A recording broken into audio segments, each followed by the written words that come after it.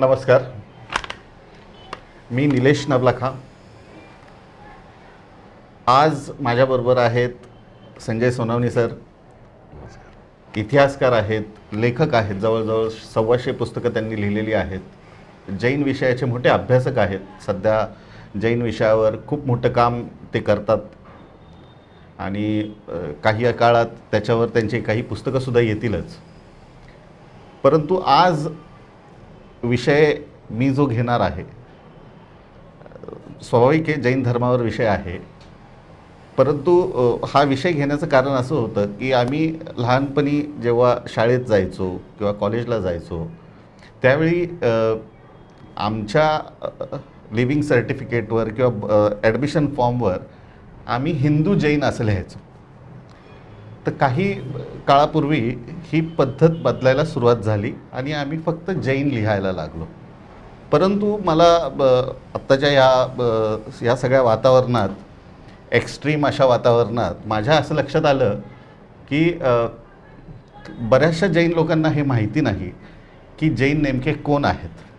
म्हणून आजचा माझा प्रश्न आहे की जैन हिंदू आहेत का. तर मी प्रश्न विचारायला सुरुवात करतो आणि जसं जसं ओघाने आपण पुढे जाऊ अजून त्या प्रश्नातनं उत्तरातनं नवीन प्रश्न उभे राहतील. तर ते आपण घेऊया. माझा पहिला प्रश्न असा आहे सोनवणे सर,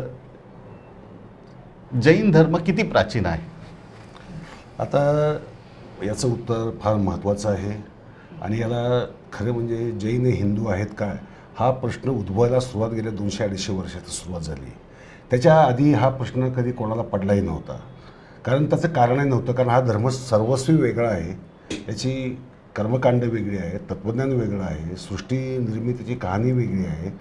म्हणजेच हा धर्म वेगळा आहे याची जाणीव सर्व समाजाला होती. त्यामुळे जैन हिंदू आहेत का हा प्रश्नच नव्हता. परंतु ब्रिटिश काळामध्ये काय झालं की ज्यावेळेस शाळा सुरू झाल्या, त्यांनी अधिकृत शाळा सुरू केल्या, ते चांगलंच कार्य केलं, त्यांनी काही वाद नाही. पण त्या दाखल्यावर नोंद करताना कुणी काय करायची हा प्रश्न उपस्थित व्हायला लागला. यातनं महत्त्वाच्या 3 गोष्टी घडल्या ज्या चुकीच्याही होत्या आणि काही प्रमाणात बरोबरही होत्या. चुकीच्या गोष्टी काय घडल्या की भारतामध्ये असणारे जे महत्त्वाचे 4 धर्म म्हणजे एक हिंदू धर्म, दुसरा वैदिक धर्म, तिसरा जैन धर्म, चौथा बौद्ध धर्म आणि 5वा शीख धर्म, असे 5 धर्म. आता भारतातल्या ह्या सगळ्या धर्मांना यांनी नाव दिलं हिंदू ब्रिटिशांनी. आणि मुस्लिम आधी मोगल शासक होते तेही सर्वांना हिंदू समजायचे. त्यामुळे बहुसंख्य वर्गामध्ये हा संभ्रम निर्माण झाला की आपली आयडेंटिटी काय, आपली ओळख काय किंवा आपली ओळख द्यायची कशी. त्यामुळे ब्रिटिश काळामध्ये ज्यावेळेस ही शाळा पटावरची नोंदणी चालू झाली त्यावेळेस बहुसंख्य लोकांनी आपलं नाव हिंदू जैन दिलं किंवा फक्त हिंदू लिहिलं. असा गोंधळ झाल्यामुळे, कारण जैन लिहायची गरज काहींना वाटलीच नाही, हिंदू तर हिंदू ठीक आहे. अशा रीतीने काय झालं की तो संभ्रम निर्माण होत होत होत होत भारतीय राज्यघटनेने या धर्मांची व्याख्या न केल्यामुळे आणि जो कोड आहे म्हणजे जे विवाह संस्थेबद्दलचं जे हिंदू कोडबिल जे आहे त्या हिंदू कोडबिलमध्ये काय केलं, भारतातले जे धर्म होते ते सगळे एकत्र करून टाकले.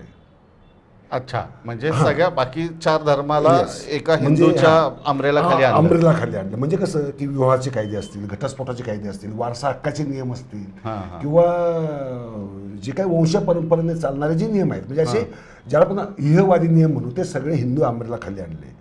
त्यामुळे झालं असं की सगळ्यांनाच काय वाटायला लागलं की आम्ही कुठेतरी हिंदू असलो पाहिजेत म्हणून हिंदू जैन असं हे स्वरूप पडलं.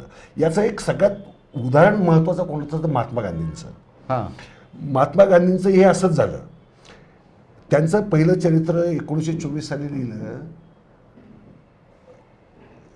फ्रान्समधल्या एका लेखकाने लिहिलं, पत्रकाराने लिहिलं. त्याने त्याच्यामध्ये स्पष्ट लिहिलं, तेव्हा महात्मा गांधी हयात होते, की महात्मा गांधी हे जैन पंथामध्ये जन्माला आले. असं त्याने रोमारोला त्या पत्रकाराचं नाव, तर रोमारोला त्याला नोबेल प्राइजही मिळालं त्या लेखकाला. आणि महात्मा गांधींचं पहिलं चरित्र आणि गांधीजी हयात होते. गांधीजींनी त्याला विरोध केला नाही, कारण त्यांना हे माहीतच होतं की आपण जैन पंथामध्ये जन्माला आलो आहोत. त्या अर्थाने पाहिलं तर महात्मा गांधी हे जैन होते असं मी तरी ठामपणे म्हणू शकतो. परंतु हा जरा एक मुद्दा. असं असंख्य लोकांचं झालं की ज्यांना आपण हिंदूच आहोत असं वाटलं किंवा हिंदू जैन आहोत असं आपल्याला वाटलं. त्याच्यामुळे दाखल्यावर हिंदू जैन हे लिहायची एक परंपरा भारतामध्ये चालू झाली. आणि जो तुम्ही दुसरा प्रश्न विचारला महत्त्वाचा की जैन धर्म किती प्राचीन आहे. आता जैन धर्माची प्राचीनता जर सांगायची झाली तर ती आपल्याला समन संस्कृतीपर्यंत मागे जावं लागतं. बरं. समन संस्कृती ही भारतातली एक वैचारिक लोकांची चळवळ होती मूळ स्वरूपात. त्याचं मूळ स्वरूप वैचारिक स्वरूपाचं होतं किंवा तात्विक स्वरूपाचं होतं किंवा आध्यात्मिक स्वरूपाचं होतं.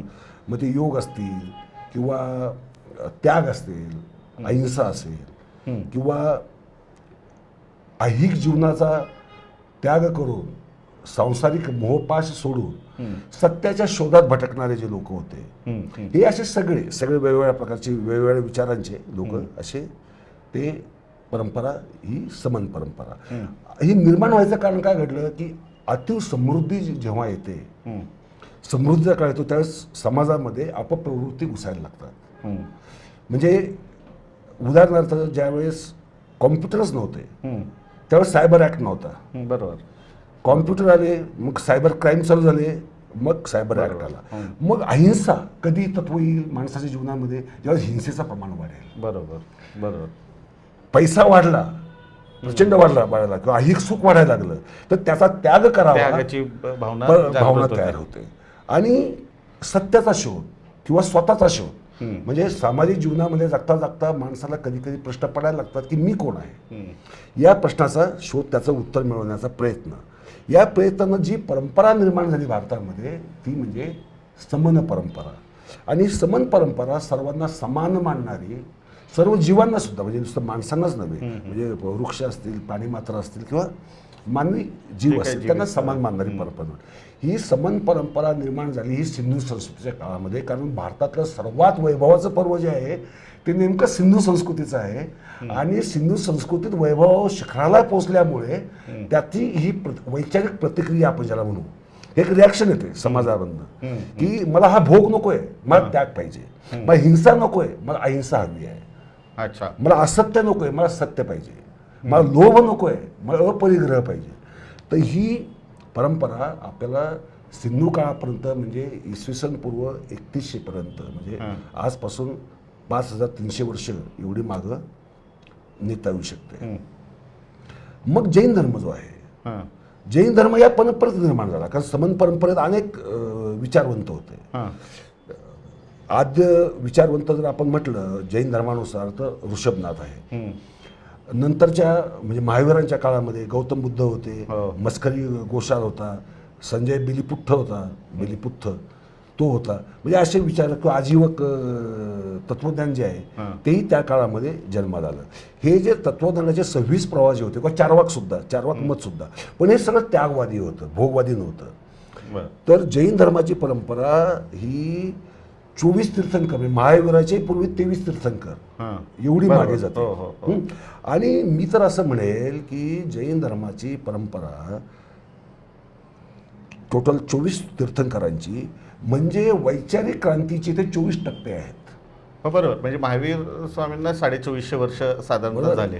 तर त्याच्या आधी किती आता कसं ते तोही काळ मी काढलाय. मी आताच ते भारत नाव कुठून आलं याचा शोध घेत असताना ऋषभनाथांचा काळ मी अंदाजित काढलाय तो, त्याच्यानंतर आपण बोलूच नंतर. परंतु ही परंपरा तिथून जाते आणि ती पहिली परंपरा ती महावीरांपर्यंतची परंपरा. हे असे टोटल 24 टप्पे जैन तत्वज्ञानाने काढले. आता महावीरांच्या काळात त्याला जैन हे नाव पडलं कारण जीन म्हणजे स्वतःवर विजय मिळवणारा. त्याच्या आधी पार्श्वनाथांच्या काळात म्हणजे 283 वर्ष महावीरांच्या आधी पार्श्वनाथ झाले. त्यांनी चतुर्याम धर्म काढला होता. म्हणजे 4 तत्व होती, महावीरांनी 5वं तत्व ॲड केलं त्याच्यामध्ये.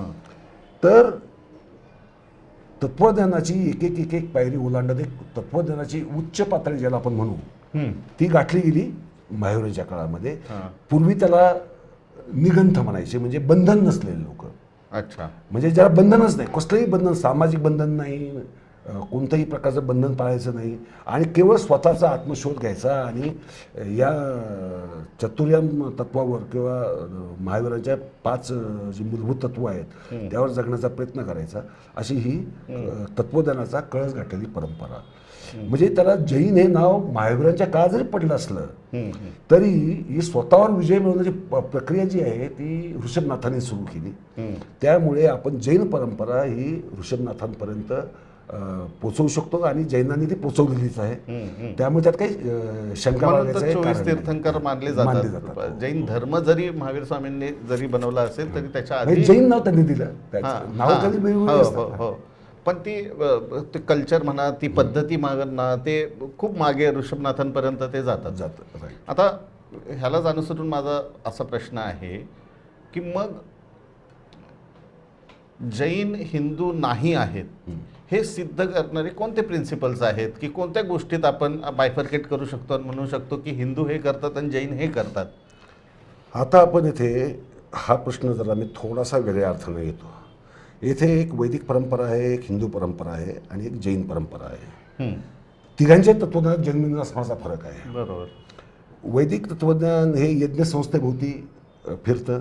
यज्ञ हे मुख्य कर्मकांड आहे आणि वेदांवर ते आधारित आहे. वैदिक धर्म वेदांवर आधारित आहे म्हणून त्याला वैदिक म्हणतात. जैन धर्म हा वेदांवर आधारित नाही, तो अवैदिक धर्म आहे, हे जग जाहीर आहे. तसंच हिंदू धर्मही वेदांवर आधारित असल्यामुळे तोही अवैदिकच आहे. पण हिंदूला आपण धर्म कशा पद्धतीने म्हणतो? का ती फक्त संस्कृती म्हणतो? नाही, संस्कृती नाही, ते कर्मकांडात्मक अर्थाने, तत्वज्ञानात्मक अर्थाने तोही धर्म टोटली वेगळा आहे. म्हणजे आता बघा, ऋग्वेदाला किंवा वेदांना मूर्तीपूजा मान्यच नाही आहे. तो धर्म अमूर्त देवतांच्या भोवती फिरतो, म्हणजे इंद्र, वरुण, नासत्य वगैरे. आता त्या देवांना आज कोणी पूजतही नाही. परंतु वैदिकांच्या मंत्रांमध्ये मात्र, त्यांच्या यज्ञामध्ये मात्र ते मंत्र अवश्य असतात. त्यामुळे वैदिकांचा धर्म, कर्मकांड आणि तत्वज्ञान हे सर्वस्वी वेगळं आहे. हिंदूंचं तत्वज्ञान, हिंदू हे या विश्वाची निर्मिती झाली असं मानतात. ती निर्मिती शिवशक्तीच्या तत्वातनं झाली, या युग्मातनं झाली असं मानतात आणि ते मूर्तीपूजक आहेत. आणि ते जीवनातले जे काही अनेक तत्वधारा आहेत ते पाळत असतात. म्हणजे हा त्याला वैदिक अर्थाने आपण आता शूद्रांचा धर्म किंवा अतिशूद्रांचा धर्म आपण म्हणू शकतो. आणि जैन धर्म आहे. जैन धर्माचं महत्त्वाची गोष्ट काय की त्याचं कर्मकांड सर्वस्वी वेगळं आहे. हिंदूचं कर्मकांड वेगळं आहे, वैदिकाचं कर्मकांड वेगळं आहे. वैदिक हिंसक होतेच, यज्ञामध्ये पशूंचे बळी द्यायचे. हिंदू हिंसक होते, ते आपल्या देवी देवतांना पण बळी द्यायचे. अनेक म्हणजे यक्षदेवता असतील किंवा शंकर असेल, पार्वती असेल, म्हणजे रेड्याचा बळी देणं वगैरे, हे प्रकार आजही चालू आहेत. म्हणजे बळी प्रथा ही हिंदू धर्मातही आहे आणि यज्ञामध्ये बळी देणं ही बळी प्रथा वैदिकांमध्ये पण जैन धर्मामध्ये मात्र बळी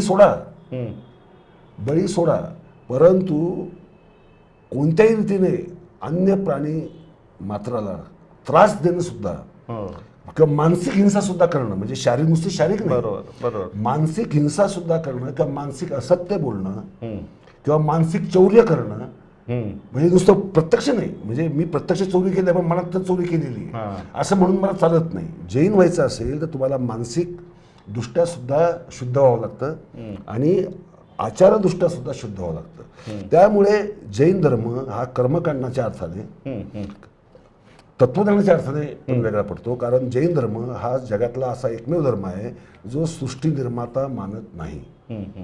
तो सृष्टी निर्माती ईश्वर ही संकल्पना मान्य करत नाही. सृष्टीचा कधी जन्म झाला हे सुद्धा जैन धर्म मान्य करत नाही.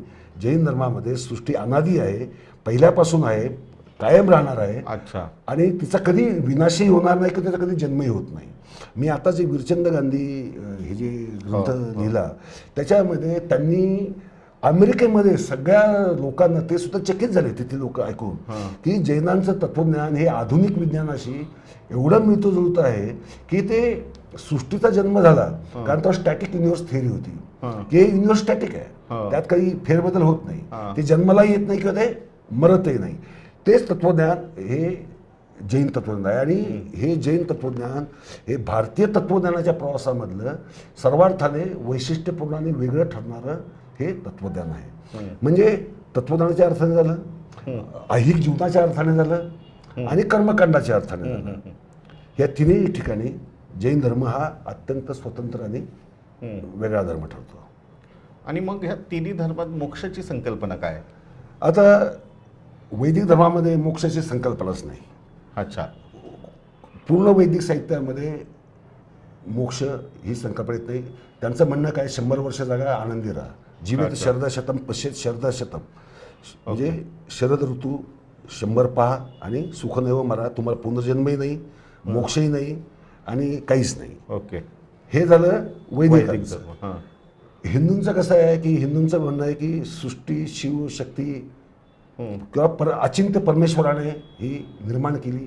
किंवा सांख्य तत्त्वाने सांगतं की 27 तत्व एकत्र येऊन पुरुष आणि प्रकृती यांच्या संगमातनं ही सृष्टी निर्माण झाली आणि तिचा विनाशही होणार आहे. प्रलय काळ येणार, तिचा विनाशही होणार आहे. म्हणजे सृष्टीला जन्मदाता आहे आणि सृष्टीचा प्रलय करताही आहे. तो शिवाच्या रूपामध्ये आपण पाहतो. म्हणजे हिंदूंचं तत्वज्ञान हे सर्वस्वी पुन्हा वेगळं होतं. ठीक आहे. म्हणजे वैदिक धर्माचा संबंध नाही, हिंदू धर्माचा पण तत्वज्ञान वेगळं आहे. आणि जैनांचं तत्वज्ञान असं आहे की मोक्ष म्हणजे केवळ ज्ञान मिळवणं. आत्मिक उन्नती एवढी करत नाही ना, एवढी करत नाही ना की एक दिवस केवली होणं. मग आता नमो अरिहंतानम वगैरे जे मंत्र आहेत त्यात आपले 5 आहेत. म्हणजे सिद्ध आहेत, आचार्य आहेत, अरिहंत आहे, अहरत आहे, सगळे गुरु.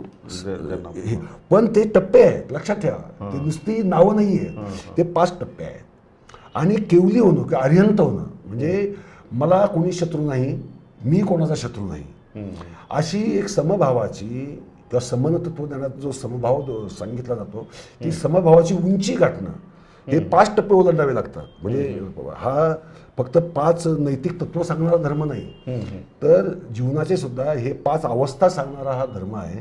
आणि केवली होणं म्हणजे तो आत्मतत्वात विलीन होणं. तो ईश्वरात नाही विलीन होत, कारण सृष्टीत ईश्वर हा नाहीच आहे. त्या अवस्थेला गेलं की माणूस केवली होतो. आणि तो अधिकार हा फक्त पुरुषांना दिलेला नाही आहे, तो हिंदू धर्मांनी पुरुषाला दिलेला आहे. मोक्षाचा अधिकार वैदिकांनी पण पुरुषालाच दिलेला आहे. परंतु जैन धर्मात मात्र स्त्री आणि पुरुष या दोघांनाही केवली होण्याचा समान अधिकार प्रदान केलेला आहे. मग मोक्षाची जशी संकल्पना आहे तशी देवाची पण संकल्पना वेगळी आहे का? तिन्ही धर्माचे वैदिक जसे तुम्ही मगाशी म्हटले इंद्र वगैरे. वैदिक धर्मामध्ये देवता या अमूर्त आहेत, त्यांना दृश्य स्वरूप काहीच नाही आहे. निसर्गाचेच रूप आहेत. म्हणजे इंद्र म्हणजे पावसाचं रूप आहे, ओके, वरुण म्हणजे समुद्राचं रूप आहे, किंवा मरुत म्हणजे वादळांचं रूप आहे. म्हणजे ते अमूर्त देवता आहेत त्या. बरोबर. हिंदूंच्या देवता अमूर्त नाही, त्या मूर्त आहेत. म्हणजे शिवशक्ती त्या शिवलिंग स्वरूपात पुजलं जातं, त्यामुळे तेही मूर्त आहे. किंवा ज्या यक्ष प्रतिमा असतील, गणपती असतील, भैरवनाथ असेल, किंवा ज्या ग्रामदेवता आहेत त्या मूर्त स्वरूपातल्या देवता आहेत. किंवा तांदळे असतील, म्हणजे अनेक जोखाई, जखाई, मसाई, मेसाई या ज्या सगळ्या देवता आहेत ही सगळी त्याची मूर्त रूप आहेत. बरोबर. त्यामुळे हिंदू हा मूर्त स्वरूपात देवता पूजा करतो. आता आलो आपण जैन धर्मावर. जैन धर्म मुळात देवताच मानत नाही. बर. जैन धर्म फक्त तीर्थंकरांना वंद्य मानतो आणि ते वंद्य मानतो, पूजनीय मानत नाही. हे लक्षात घ्या. कसं त्याच्यात फरक? वंद्य आणि पूजनीय याच्यात फरक आहे. म्हणजे मी तुमचा आदर करतो, सन्मान करतो आणि तुमच्यासारखा होण्याचा मी एक प्रयत्न करतो किंवा त्या अवस्था गाठायचा प्रयत्न करतो. आणि पूजनीय म्हणजे काय असतं की फक्त पूजा करायची. ओके. आणि पूजा नुसती पूजा करून निष्काम पूजा नाही करायची की मी ही तुझी पूजा करतोय, मला सुख दे, मला तू मूल बाळ दे, संपत्ती दे, किंवा माझं काम जे कष्टाचं अडकलंय ते दूर कर. म्हणजे ही त्या अर्थाने आपण पूजा करतो आणि त्या देवतेला आपण पूज्य मानतो, त्या अर्थाने आपण पूज्य मानतो. का त्या देवीला आपण शिव्या दिल्या किंवा वाईट चिंतलं तर देव आपलं वाईट करणार, ही भावना नकळत येते. जैन धर्मात तसं नाही आहे, म्हणून त्याला आपण वंद्य म्हणतो. म्हणजे प्रत्येकात, कारण जैन धर्म हे मानतो की प्रत्येकामध्ये तीर्थंकर होण्याची, सिद्ध होण्याची, आचार्य होण्याची, उपाध्याय होण्याची ही क्षमता आहे. तो नुसता माणूस नाही, प्राणी मात्र सुद्धा, वृक्ष वनस्पती सुद्धा, जीवजंतू सुद्धा, ते तुच्छ कोणाच लेखत नाहीत. त्यामुळे जैनांची ही जी संकल्पना आहे दैवत विषयकची, ही म्हणजे अदैवत कल्पना आहे त्या अर्थाने. ती दैवत मानतच नाहीत कोणालाही. अलीकडे जरा ते चालू झालेलं आहे काही प्रमाणामध्ये. माझं त्यालाच एक प्रश्न असा आहे की मग महावीर स्वामींच्या मूर्तीचं पूजन होतं किंवा 24 तीर्थंकरांच्या मूर्त्या लावून पूजा करतात, ही पद्धत कधीपासून आली असावी? आता असं आहे की जेव्हा 4 धर्माचे लोक किंवा 3 धर्माचे लोक, 2 धर्माचे लोक एकत्र राहायला लागतात, काही प्रथा सवयीने म्हणा, अनुकरणाने म्हणा, किंवा दबावाने म्हणा, किंवा प्रभावाने म्हणा, अनेक कारण असतं. किंवा राजकीय प्रभाव असतो, कधी धार्मिक प्रभाव असतो, कधी सामाजिक हे असतो, किंवा कधी आर्थिक प्रभावही असतो, किंवा सामाजिक जीवनामध्ये आपल्याला एकत्र जगायचं आहे तर तुझ्या काही पथा मी घेतो, माझ्या काही पथा तू घे, असं करत ती देवाणघेवाण म्हणतो आपल्याला, सांस्कृतिक देवाणघेवाण. यातनं तीर्थंकरांच्या मूर्ती पूजण्याची पद्धत आली. गंमत तुम्हाला सांगतो, प्रत्येक तीर्थंकराला 2 संरक्षक यक्ष असतात. आदिनाथांनाही आहेत, तसे प्रत्येक महावीरांनाही आहेत. यक्षांची पूजा सुद्धा करू नये, यक्षांची सुद्धा पूजा करू नये असा आदेश जैन धर्मामध्ये आहे. परंतु त्या अंबा, अंबिका वगैरे वगैरे ज्या यक्षिणी आहेत किंवा सरस्वती आहे, म्हणजे ती सरस्वती म्हणजे वैदिकांची सरस्वती काहीच संबंध नाही आहे, किंवा लक्ष्मी आहे, ती जैन लक्ष्मी वेगळीच आहे, जैन सरस्वती वेगळीच आहे, तिची आपण पूजा करायला लागलेलो आहोत. म्हणजे आपण केलंय काय की सरस्वती हे खरं नाव, सरस्वती नाही, ते म्हणजे ज्ञान, ज्ञानाचा सागर, तो वंदनीय आहे, तो पूजनीय नाही. पण आपण काय केलं, पूजनीय करून टाकलं. लक्ष्मी म्हणजे ही यक्षिणी खरं म्हणजे यक्ष श्रेणीत आहे, ती संरक्षक आहे कोणाची, तीर्थंकरांची. ती पूजनीय नाहीच आहे, ती धनसंपत्ती पण देत नाही. हितच तो हिंदू आणि जैनचा जो काही गोंधळ सुरू झालाय तो झालाय असं आहे का? हो, ते तसंच आहे. तुम्हाला सांगू का, वैदिक सुद्धा स्वतःला हिंदू समजून घेतात ना, ते केवळ या घोळामुळे. नाही तर वैदिकांचा हिंदूंशी काडी इतका दुरान्वयाने सुद्धा ना फिलॉसॉफिकली संबंध आहे, ना कर्मकांडात्मक संबंध आहे. म्हणजे जे शैव परंपरा मानणारे, शिवशक्ती परंपरा मानणारे, आणि ही जैन परंपरा किंवा भारतातली बौद्ध परंपरा असेल किंवा शीख परंपरा असेल, या परंपरा सर्वस्व वेगळ्या आहेत. परंतु झालं का, ती ब्रिटिश काळामध्ये काय झालं, ब्रिटिश काळाने किंवा मोगल काळाने, म्हणजे सुरुवात मोगल काळापासून झाली, ते भारतातल्या सगळ्यांना हिंदू समजले. सगळ्यांना हिंदू समजल्यामुळे गोंधळ असा झाला होता, सांस्कृतिक गोंधळ किंवा भेसळ म्हणून आपण त्याला, की वैदिक हिंदू समजायला लागले, जैन हिंदू समजायला लागले, बौद्ध धर्म तर फार थोड्या प्रमाणात उरलेला होता, म्हणजे काश्मीर आणि लडाख जर सोडला तर बौद्ध धर्म उरलेला नव्हता. आणि शीखही झाले, ते स्वतःला हिंदू समजायला लागले. आणि ते समजायला लागले पण नव्हते. लक्षात घ्या, हा फरक आहे. समजणं आणि असणं याच्यामध्ये जमीन आसमानाचा फरक असतो. बरोबर. समजुती या समजुती असतं, त्याला काही आधार नसतो, त्याला काही आधार नसतो. परंतु सत्य जे असतं ते अत्यंत प्रकर्षाने ठळकपणे सामोरं येतं. त्यामुळे जैन आणि हिंदू हे कधीही एकत्र नव्हते. ब्रिटिश काळाने ज्यावेळेस ही शाळेतल्या दाखल्याची आणि जनगणना सगळ्यात महत्त्वाचं, 1874 सालची जी जनगणना आहे, 74 तिथे मात्र फार मोठा गोंधळ झाला. तिथे गोंधळ झाला की ते जनगणनेत नाव, तुम्ही दाखल्याचं नाव बदलू शकाल, तिथला धर्म बदलू शकाल, जात बदलू शकाल, परंतु जनगणनेत गेल्यानंतर पुढची 10 वर्ष ते काय बदलायचा चान्स येत नाही. आणि ते जनगणनेचे ते अशिक्षित, म्हणजे अप्रशिक्षित लोक, अशिक्षित नाही, अप्रशिक्षित लोक, यार तुम्ही कोण, अमुक, तुम्ही म्हणणार मी हिंदू, तर हिंदू, त्यांनी हिंदू म्हणून लिहून घ्यायचं. अशा रीतीने झालं असं की भारतामध्ये हिंदूंची संख्या तडकाफडकी, आउट ऑफ प्रपोर्शन वाढल्याचं आपल्याला दिसतं. आणि त्याचा दुर्दैवी भाग असा, आता उदाहरणार्थ विरचंद गांधींनी अमेरिकेमध्ये सांगितलं 19व्या शतकामध्ये, काय सांगितलं, 1892-93 साली सांगितलं, काय सांगितलं की भारतामध्ये 1.5 कोटी जैन राहतात. किती साली सांगितलं, 19व्या शतकाच्या अखेरच्या दशकामध्ये. तेव्हा भारताचं पॉप्युलेशन काय असेल, 30 कोटी. 30 कोटीमध्ये 1.5 कोटी, 1.5 कोटी म्हणजे 5% त्यावेळेस. आणि आज किती आहे, 1.5-2% वर सापडते. अधिकृत आकडेवारीनुसार ती संख्या 0.55-0.6 पर्यंत जाते. अच्छा, अधिकृत याच्यानुसार 10% म्हणजे साधारण. म्हणजे पण ते 0.5% नाही आहे, लक्षात घ्या. प्रॉब्लेम काय आहे, प्रॉब्लेम हा इथेच आहे नेमका, की तोपर्यंत जनगणना झालेली नव्हती किंवा झाली असती तर त्याची आकडेवारी बाहेर आलेली नव्हती. त्यामुळे सामाजिक माहितीतनं जी काही आकडेवारी समोर येत होती ती विरचंद गांधींनी त्यावेळेस वापरली. आता मला लोक प्रश्न विचारतात की अरे त्यावेळेस 1.5 कोटी होते, आता 50-60 लाखच आहेत. हा माझाही पुढचा प्रश्न तोच होता इनफॅक्ट, की पूर्वी भारतात जैन होते किती आणि टक्केवारी किती होती, की मग ते कमी का झाले आणि त्याच्या मागची काय कारणं होती?